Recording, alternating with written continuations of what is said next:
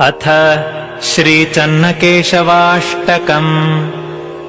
कराभ्यां सदोच्चैस्फुरच्छङ्खचक्रे धरन्तं पराभ्यां गदा पद्महेति रमापूजनीयारुणाङ्घ्र्यब्जकोशं भजे केशवेशं निजाभीष्टकोशम्।